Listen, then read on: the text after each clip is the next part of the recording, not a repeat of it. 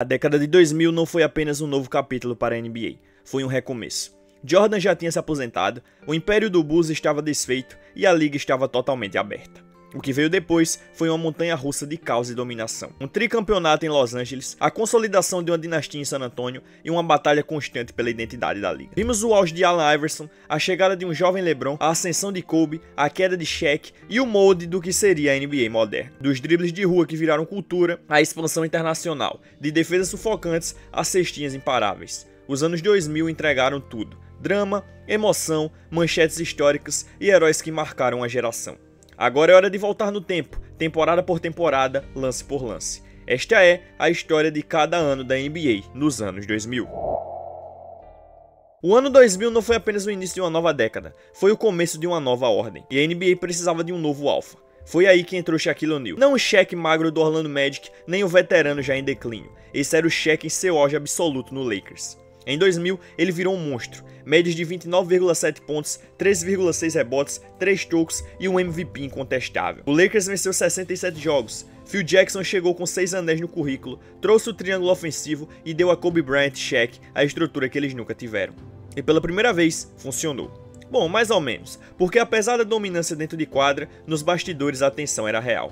Kobe queria a bola, Shaq exigia respeito. Phil tentava apenas manter a paz, mas no placar nada disso importava. O Lakers estava atropelando a liga. Enquanto isso, o leste era puro caos. O Knicks envelheceu, o Pacers brigava no físico e Miami ainda carregava aquela identidade dura de Pat Riley. Mas ninguém parecia realmente pronto para disputar um título. A força estava no oeste. O Portland Trail Blazers com Rasheed Wallace, Scottie Pippen e um dos elencos mais profundos da liga era candidato de verdade. O Spurs, atual campeão, continuava perigoso. Mas o Lakers era inevitável. Até que não foram. Nas finais do Oeste, no jogo 7 contra Portland, Los Angeles estava 15 pontos atrás com um pouco mais de 10 minutos para o fim. A dinastia quase morreu antes mesmo de nascer.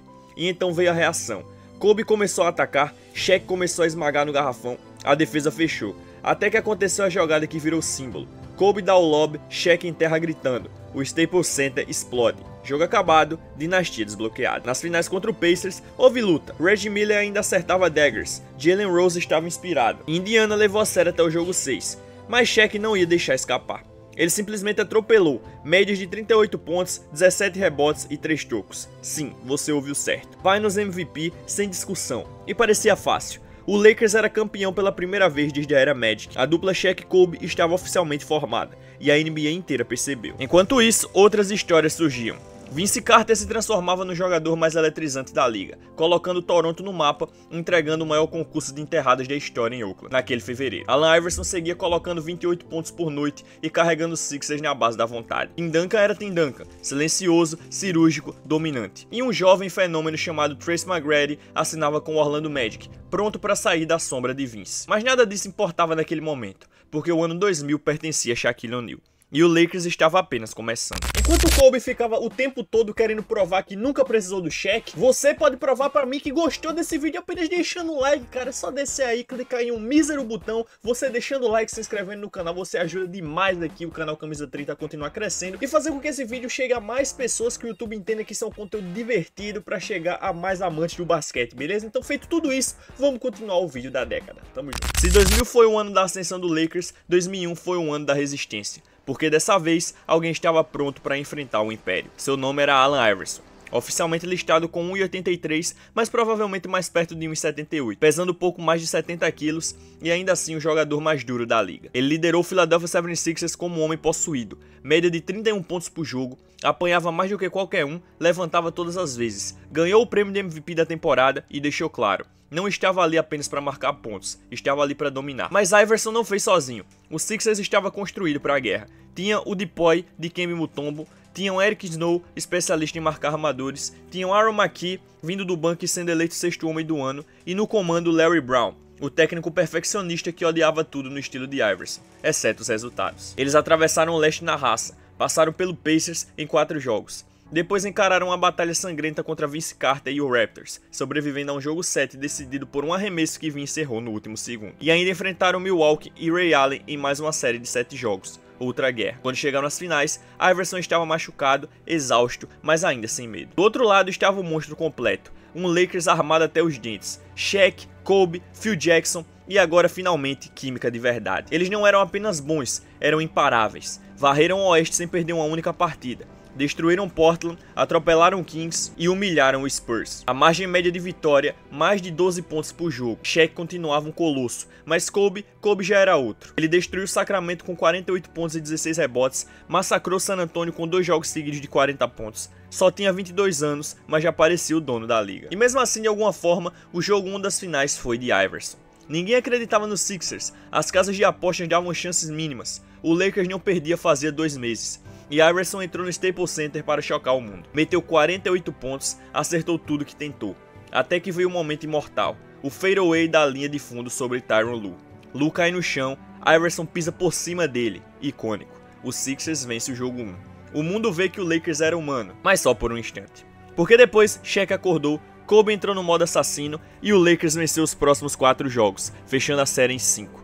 Shaq terminou com média de 33 pontos e 15 rebotes, levou mais um Finals MVP, bicampeão, sem drama, sem dúvidas. Mas ninguém esqueceu de Iverson. O Sixers não ficou com o título, mas foram o único time a vencer o Lakers em toda aquela pós-temporada. E acima de tudo, ele conquistou o respeito de todos. O Kings estava montando algo assustador com Chris Webber, Mike Bibby e Peja Stojakovic. O Spurs ainda tinha Tim Duncan. Em Dallas, Dirk Nowitzki e Steve Nash começavam a incendiar a liga. E em Memphis, um garoto de 19 anos chamado Paul Gasol acabava de ser draftado. A NBA estava mudando, novas forças surgiam.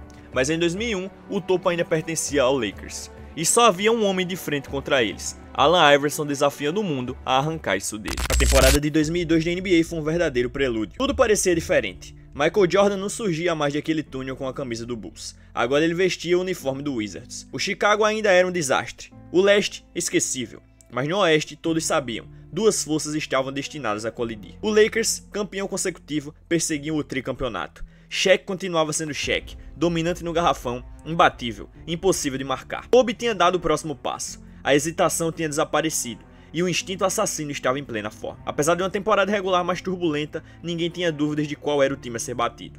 Mas dessa vez, eles não estavam sozinhos no topo, porque o Sacramento Kings tinha chegado. E eles não eram apenas bons, eles eram divertidos. Chris Webber comandava tudo como um point forward, antes mesmo do termo existir. Mike Bibby era gelo puro, Peja Stojakovic era automático no perímetro. Vlad Divac cavava faltas como sua arte de encenação. E Rick Adelman tinha a bola rodando de mão em mão como se fosse o basquete do Spurs, só que 3 anos antes. O resultado, 61 vitórias, melhor campanha da liga e o mais importante, eles tinham vencido o Lakers na temporada regular. Isso não era hype, era ameaça real. No leste, uma surpresa, o New Jersey Nets. Jason Kidd tinha acabado de chegar trocado por Stephon Marbury e mudou a franquia instantaneamente. Ele acelerava o jogo, controlava cada posse e levou o time a 52 vitórias. Kerry Kittles, Kenyon Martin, Richard Jefferson, um elenco sólido, mas que ninguém realmente acreditava ser capaz de conquistar o título, porque os olhos do mundo estavam no oeste. E lá, o destino se cumpriu. Kings e Lakers na final da conferência. O que veio a seguir foi uma das séries mais polêmicas, caóticas e dolorosas da história da NBA. 7 jogos de guerra pura. Jogo 1, Kings venceu. Jogo 2, Lakers respondeu. No jogo 3, Sacramento abre 2-1. No jogo 4, o jogo de Robert Horry. Nos segundos finais, Shaq erra, Kobe erra, Vlad desvia e a bola cai nas mãos de Big Shot Bob, que mata o arremesso da vitória no estouro. Série empatada. Jogo 5, Sacramento reage. Bibby acerta a adaga, 3-2 Kings, uma vitória da glória. Jogo 6, o jogo que nenhum torcedor do Kings esqueceu. 51 lances livres para o Lakers. Faltas inventadas, faltas ignoradas, apito duvidoso, nada sutil. Anos depois, Indonag apontaria esse jogo como exemplo de manipulação de resultados. Lakers venceu. Jogo 7, de volta a Sacramento. Mesmo assim, o Kings quase conseguiu. Peja errou arremessos livres, Doug Christie é eliminado por faltas, Bibby e Webber lutam até a prorrogação, mas caem e o Lakers sobreviveu. Afinal, varreram o Nets. Shaq levou seu terceiro Finals MVP consecutivo. O tricampeonato estava garantido. Mas todo mundo sabia, a verdadeira final tinha acontecido na série contra Sacramento. O Kings não apenas perdeu, eles foram roubados. 2002 foi o drama no auge, o three-peat de Shaq e Kobe, a ascensão e a tragédia de Sacramento, e no fundo, a NBA começava a sentir algo estranho. Havia algo que não estava certo. 2003 foi um ano de transição em tempo real. O Lakers começou a cambalear. O Kings ainda sentia cicatrizes de 2002, e o leste continuava em busca de uma identidade. Mas por trás das cortinas, uma nova geração batia na porta. No topo, quem estava de volta era o San Antonio Spurs. Tim Duncan, robótico, sem emoção, impossível de marcar, vivia o auge do seu poder. Ele não falava, não comemorava, só destruía. Média de 23 pontos e 12 rebotes. Levou o Spurs a 60 vitórias e conseguiu seu segundo MVP consecutivo. Mas havia também a arma secreta. Um cara de segundo round da Argentina chamado Manu Ginóbili, que jogava como se as regras não existissem. Bandejas insanas, passes improváveis, energia caótica. Ninguém na NBA sabia como lidar com ele. Enquanto isso, o Lakers estava se desfazendo por dentro. Shaq ainda era dominante. Kobe já estava em modo alfa, com 30 pontos de média e arremessando mais do que nunca. Mas eles já não falavam a mesma língua. O clima no vestiário era pesado. E o pior, o restante da liga tinha alcançado o nível deles. O Kings seguia na elite. O Mavs, liderado por Dirk e Steve Nash, parecia videogame com seus números absurdos. Kevin Garnett seguia preso em Minnesota, carregando tudo sozinho, apenas para cair na primeira rodada de novo. Os playoffs foram brutais. O Lakers caiu para o Spurs na segunda rodada. O three-peat estava acabado. Shaq estava irritado, Kobe mais barulhento do que nunca. Phil Jackson parecia cansado. A dinastia não tinha caído de vez, mas estava vazando pelas rachaduras. E os Spurs só continuaram marchando. Passaram pelos Suns, eliminaram o Lakers, bateram o Mavs em 6 jogos. Do outro lado no leste, um cenário estranho. O Detroit Pistons tinha montado algo feroz. Um time de homens feitos, sem superestrelas, só defesa sufocante. Chauncey Billups, Rip Hamilton, Ben Wallace, 50 vitórias e todo mundo no bolso. Mesmo assim, quem voltou às finais foram o New Jersey Nets, mais uma vez liderados por Jason Kidd. Eles atropelaram Boston, bateram Detroit, mas quando chegaram às finais, encontraram um muro chamado Spurs. A série, nada bonita. Física, dura, placares baixos, muitos erros, empurrões e contatos pesados. Mas Duncan simplesmente não parava.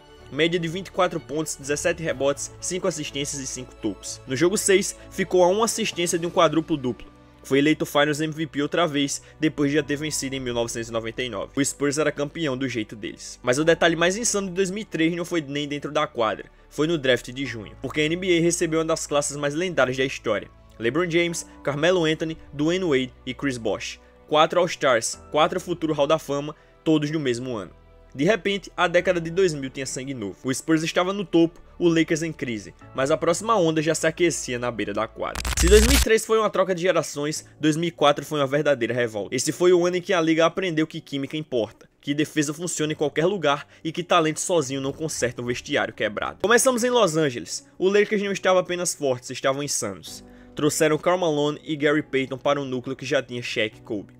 4 futuros Hall da Fama, 10 finais no currículo, expectativas infinitas. Em teoria, era um time imbatível. Shaq ainda dominava o garrafão, Kobe colocava 24 pontos por noite, mesmo lidando com problemas fora de quadra, Malone e Payton sacrificando arremessos em busca do tão sonhado anel, e Phil Jackson tentando segurar tudo antes que explodisse. Mas desde o primeiro dia parecia fora de sintonia. Eles ainda venceram 56 jogos, ainda chegaram às finais, mas nos bastidores os egos estavam prestes a estourar. Enquanto isso no leste, algo completamente diferente estava acontecendo. Detroit sem superestrelas, sem ego inflamado, sem holofotes. Apenas 5 jogadores que se completavam. Chauncey Billups, o comandante da quadra. Rip Hamilton, correndo incansavelmente pelos bloqueios. Tayshaun Prince, uma arma em 2 direções. Ben Wallace, o coração do time, baixo para a posição, mas imbatível. E no meio da temporada chegou Rasheed Wallace, a peça final, um talento transformador com gênio explosivo. Larry Brown colocou todos na mesma página, fazendo deles uma das melhores defesas coletivas já vistas. Vitórias feias, jogos truncados, entrega total. Nos playoffs, eles sufocaram todo mundo, eliminaram o Bucks, sobreviveram à guerra de 7 jogos contra o Nets e depois atropelaram o Pacers, segurando o ataque adversário abaixo dos 80 pontos por partida. Na final, todos achavam que o Lakers iam passear, mas Detroit não só venceu como humilhou. Jogo 1, vitória do Pistons. Jogo 2, Kobe acerta uma bola de 3 milagrosa para levar a prorrogação e o Lakers escapou. Mas dali em diante, acabou. Jogo 3, massacre. Jogo 4, outro massacre. E no jogo 5, fim da linha. Série 4-1. Pistons campeão. Eles fizeram os Halls da Fama parecerem perdidos. Kobe e Shaq mal se falavam, Malone se machucou, Payton foi exposto e Detroit seguiu defendendo sem parar. Chauncey Billups foi eleito MVP das finais, frio, tranquilo, no comando. Nenhum astro, nenhum drama, apenas defesa, dureza e execução perfeita. Aquela final não foi só uma zebra, foi uma declaração de filosofia. O basquete coletivo ainda vence campeonatos. E no fim, o Lakers implodiu. Phil Jackson saiu, Shaq foi trocado para Miami, Kobe ficou e a dinastia chegou ao fim. Enquanto isso, o resto da liga esquentava. LeBron começava sua caminhada com médias de 21 pontos, 6 rebotes e 6 assistências como novato. Carmelo levou Denver aos playoffs. Dwayne Wade mostrava ser uma estrela em ascensão em Miami, e o Spurs continuava à espreita. 2004 foi o ano em que tudo virou. O time cheio de brilho perdeu, o time silencioso venceu, e o manual de como montar um campeão foi reescrito.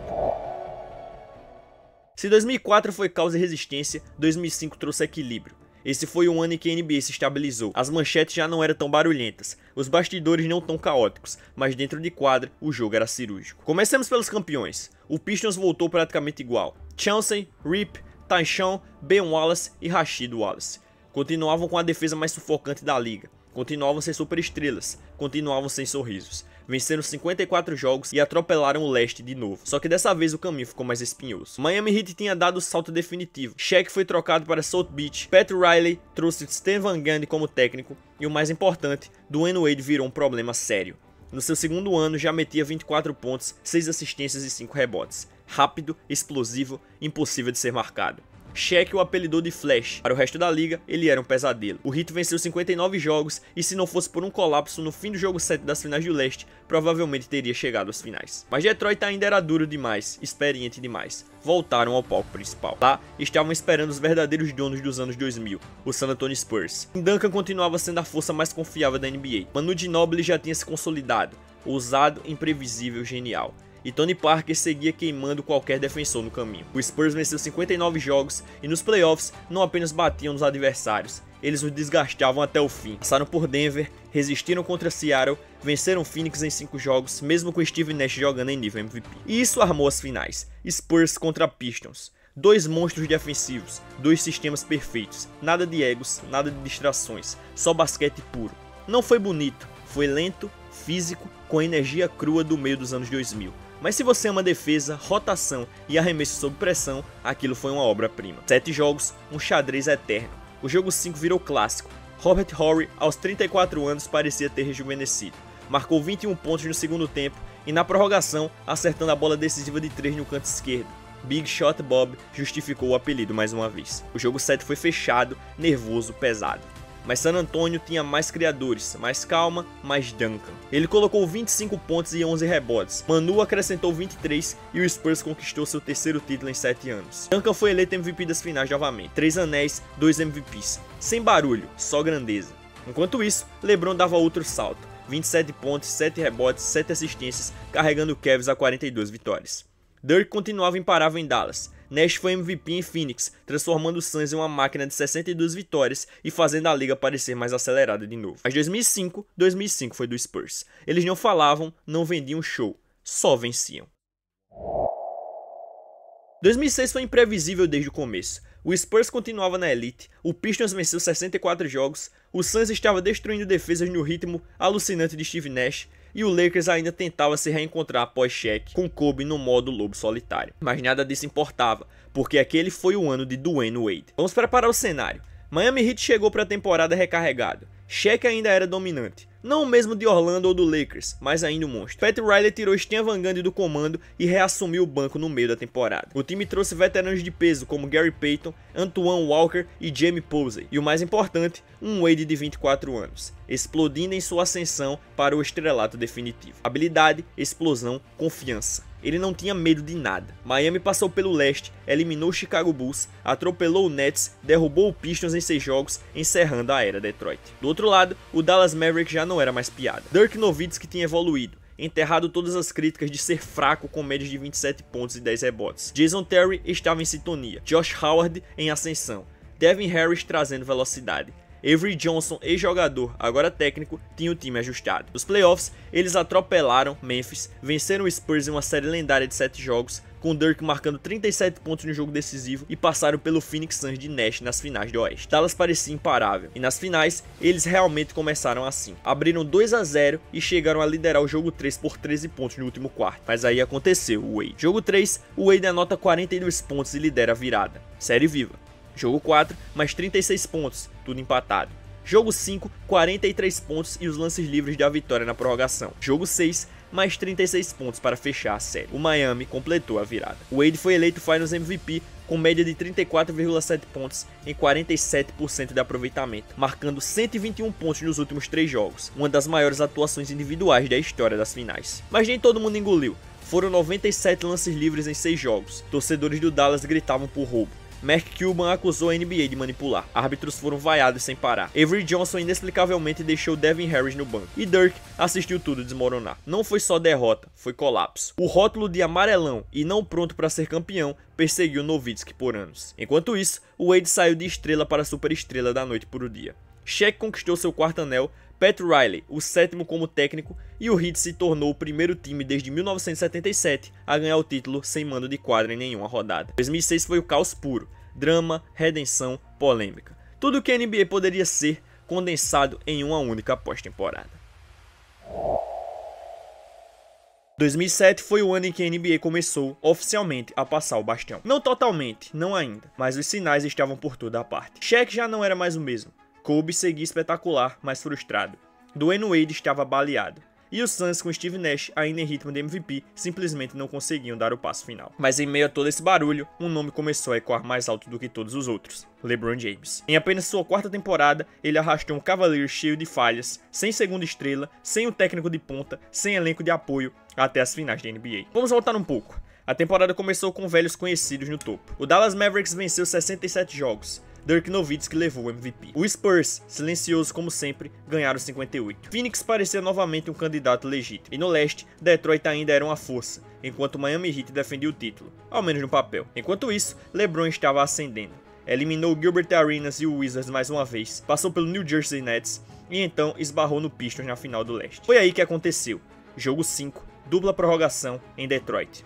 LeBron, sozinho, marcou os últimos 25 pontos do Cavaliers e decidiu o jogo com uma infiltração contra 4 defensores. Uma das maiores atuações da história dos playoffs. Detroit ficou atônito. Cleveland fechou a série em 6 jogos. E assim, um garoto de 22 anos de Akron estava nas finais da NBA. Mas aí veio a realidade. Do outro lado, o triturador de San Antonio. Duncan, Ginobili, Parker, Popovich. Todos saudáveis, todos no auge, sem distrações, só execução. LeBron não conseguiu espaço para respirar. Zydrunas Ilgauskas, Larry Hughes, Dream Gooden, eles simplesmente não estavam prontos. Cleveland marcou média de apenas 80 pontos por jogo na série. Tony Parker atropelou todo mundo, com média de 24 pontos e foi eleito Finals MVP. O Spurs varreu o Cavs em 4 jogos. 4 títulos em 9 anos. Silenciosos, letais, dominantes. Para LeBron, foi um choque de realidade sobre o que realmente era necessário para ser campeão. Ele ainda não estava pronto, mas estaria. 2007 foi o ano em que um rei tocou no trono, mas também o ano em que o Spurs lembrou a todos que aquela ainda era a liga deles. 2008 parecia roteiro de filme pronto, mas foi vida real. Depois de anos vivendo de lembranças, reconstruções intermináveis e quedas dolorosas nos playoffs, o Boston Celtics resolveu virar a página de vez. Danny Ainge foi all-in, montando um elenco com alma e propósito. Tinha Rajon Rondo, ainda cru, imprevisível e genial. Kendrick Perkins, uma muralha com cara fechada. James Posey, Eddie House, aqueles operários que sabiam exatamente o papel que tinham. Doc Rivers resumiu tudo em uma única palavra: Ubuntu. União através do sacrifício. Enquanto isso, do outro lado do mapa, um movimento mudou tudo. Em fevereiro, o Lakers arrancou Paul Gasol de Memphis quase de graça. De repente, Kobe Bryant não estava mais sozinho. Tinha um parceiro de verdade, um segundo pilar. Resultado, campanha de 57 vitórias. Kobe finalmente coroado como MVP da temporada, jogando em um nível absurdo.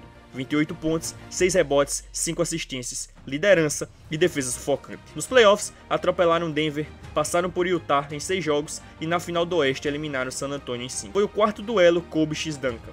Dessa vez, Kobe levou. A revanche estava servida. Lakers contra Celtics, 2008 contra 2004. De um lado, Kobe queria lavar a alma daquela final perdida. Do outro, Kevin Garnett perseguindo seu primeiro anel. Paul Pierce exigindo respeito e Ray Allen em busca da redenção. O ápice veio no jogo 1, quando Pierce voltou de uma lesão no joelho como se fosse o novo Willis Reed, inflamando o Garden. Boston abriu 2-0. A série parecia perigosa, mas quando voltou para casa no jogo 6, não teve discussão. Massacre. Celtics venceu por 39 pontos. O TD Garden virou um mar de confete verde e branco, e a sensação era clara. Aquilo não era só um título, era a volta da mística.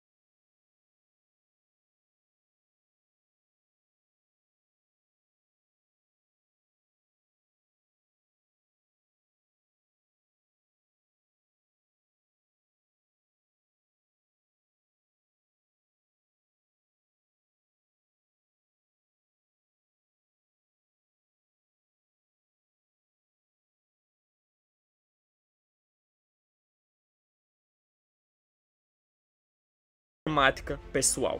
Começou com Shaq e Kobe dominando juntos e terminou com Kobe erguendo 4 anéis, provando que nunca precisou de ninguém além dele mesmo. Tivemos a dinastia do Spurs, a revolução operária do Pistons, o surgimento do rei em Cleveland, Wade carregando um time inteiro nas costas em 2006.